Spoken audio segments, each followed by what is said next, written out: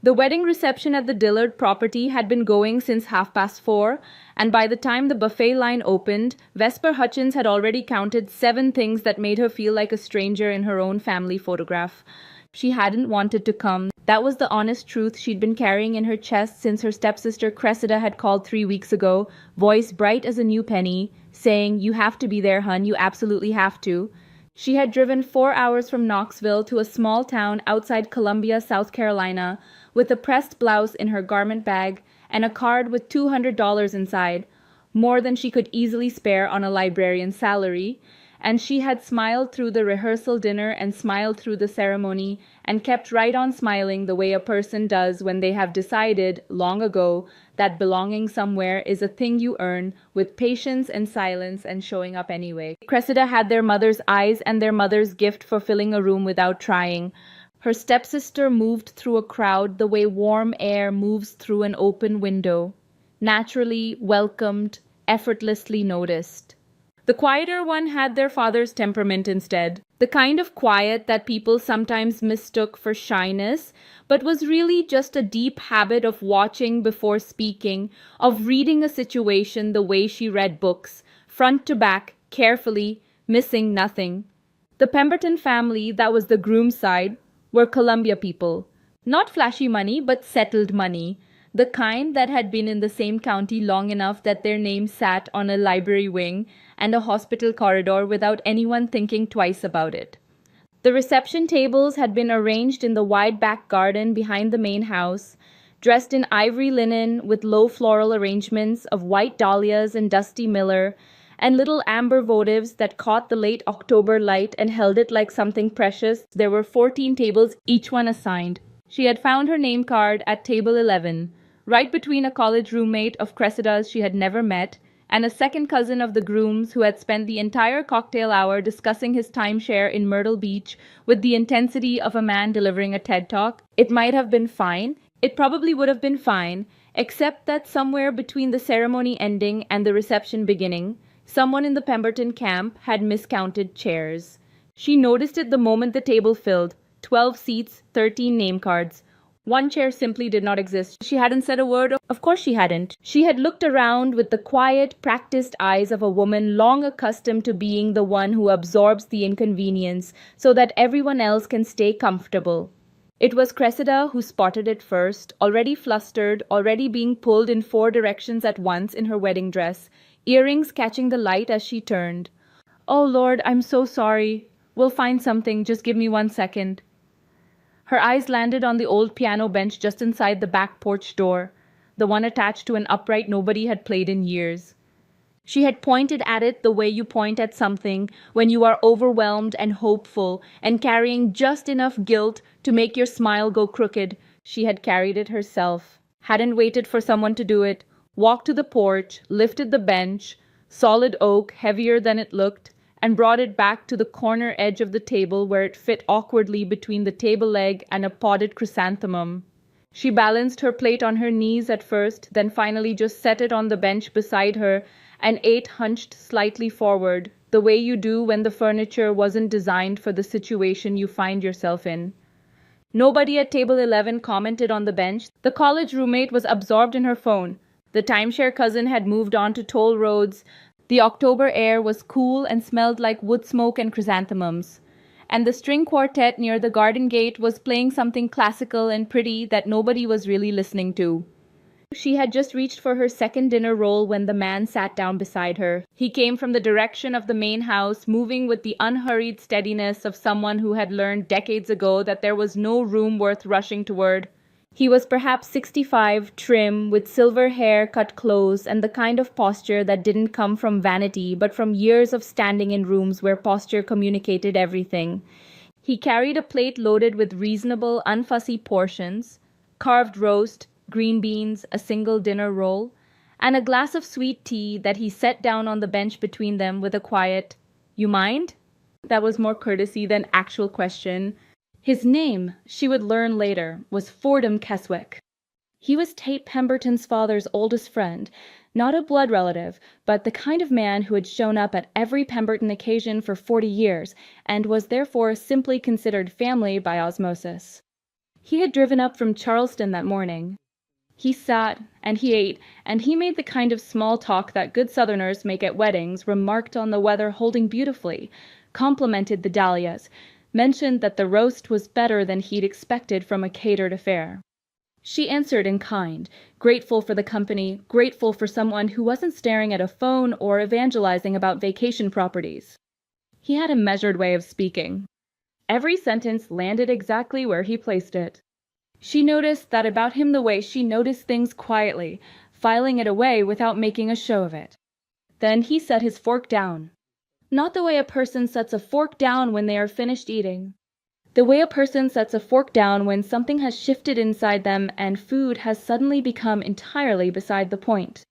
He turned and looked at her, not rudely, not with the sharp assessment of someone sizing her up, but with the focused stillness of a man cross-referencing something in a very long and perfectly reliable mental file. "I have been a federal prosecutor in this state for 22 years, he said. His voice was calm, conversational almost. "I would know your face anywhere." She felt her dinner roll go dry in her hand. "They sat you on a piano bench," he said. And the way he said it, quiet, almost to himself, made it sound less like an observation and more like a verdict being read aloud in an empty courtroom. Her name had been in the papers. Not everywhere, not splashed across front pages, but in the careful column-inch way that local journalism covers things that matter to a community without fully setting them on fire. 3 years ago, Vesper had been the librarian at Garrett County Public Library in eastern Tennessee when she had quietly, methodically documented a pattern of financial misappropriation by the county's library board director. A man named Vic Ostrander, who had been moving operating funds into a private consulting account he controlled for the better part of 6 years. She hadn't gone to the press first. She had gone to the state attorney's office with a manila folder, 2 spreadsheets, and the steady hands of someone who had triple-checked everything because she knew that women who bring accusations without airtight paperwork get remembered for the accusation and not the evidence. Ostrander had eventually pled guilty. He was currently serving 26 months in a federal corrections facility outside Memphis. Fordham Keswick had not been the prosecutor on that particular case. It had been handled by the state, but a federal investigation had briefly overlapped with it, and his office had been copied on every document she submitted. He remembered the face on the cover letter. "You built that case from a circulation budget and a gut feeling," he said quietly. He picked his fork back up. "And they sat you on a piano bench." She didn't know what to say to that. She was not a person who received recognition easily. It sat on her the way an unfamiliar coat sits, not unwelcome, but requiring adjustment. "It's a sturdy bench," she finally said. He looked at her sideways and then, slowly, he smiled. It was the smile of a man who had spent 22 years in rooms full of people trying to say considerably less than they meant, and had just encountered someone doing the precise opposite. "It is," he said. "But you deserve a chair." They talked for 40 minutes. Not about Ostrander, not about the case, not about the long, careful months of fear that had preceded her walking into a government office with a folder tucked under her arm. They talked about books. She was a librarian, after all, and that was never just a job title, it was a philosophy. And about the particular loneliness of doing the right thing in a town where the wrong thing had been comfortable and undisturbed for a very long time. Fordham told her about his first year as a prosecutor in Beaufort County, when he had been 29 years old and so certain about justice that the certainty itself had made him clumsy. Vesper told him about the morning she had first noticed the discrepancy in the acquisitions ledger and had closed the book and walked to the employee bathroom and stood over the sink for a full 5 minutes before she decided what she was going to do with what she knew. "Were you scared?" he asked. "Every single day for 14 months, she said. He nodded slowly, like that was exactly the right answer. Like the fear was not a weakness in the story, but the very thing that made it credible. Cressida found her as the wedding cake was being cut, pulling her into a hug that smelled like gardenia perfume and a full day of being the most important person in the room. She whispered more apologies about the bench, already half distracted by a photographer calling her name across the garden. Vesper squeezed back and told her it was truly, genuinely fine. And it was. Somewhere between the carved roast and the Dvorak and the amber votives burning low in the October dark, the piano bench had stopped being a symbol of anything except where she happened to be sitting when something unexpectedly good found her. Fordham Keswick shook her hand before he left for the evening. Firm grip, no performance in it. "Are you still at Garrett County?" he asked. "I am," she said. He reached into his jacket pocket, the practiced motion of a man who had been handing out cards for 3 decades, and held one out between 2 fingers. "There's a federal oversight position opening in Nashville come spring. Community Accountability Division. They need someone who knows how to read a ledger and keep their nerve when the room gets uncomfortable." She looked down at the card. "Fordham R. Keswick, Assistant United States Attorney, District of South Carolina." "I'm a librarian," she said. "You're someone who finds things that are hidden and makes sure they get seen," he said simply. "That's the whole job description." He walked back toward the main house, plate in hand, unhurried as he had arrived, disappearing into the warm light spilling through the back door. She sat alone on the piano bench in the cooling October air, the business card held lightly in both hands, the string quartet finishing their last set with something slow and certain and built to endure. She thought about 14 months of being afraid. She thought about the folder, the spreadsheets, the bathroom sink. She thought about how the most important things she had ever done in her life had been done quietly, without an audience, in the margins of situations where someone else was the main event. A stepsister's wedding, a miscounted chair, a piano bench dragged from a back porch because nobody had planned for her properly. She slipped the card into the pocket of her pressed blouse. Maybe that was always how it worked.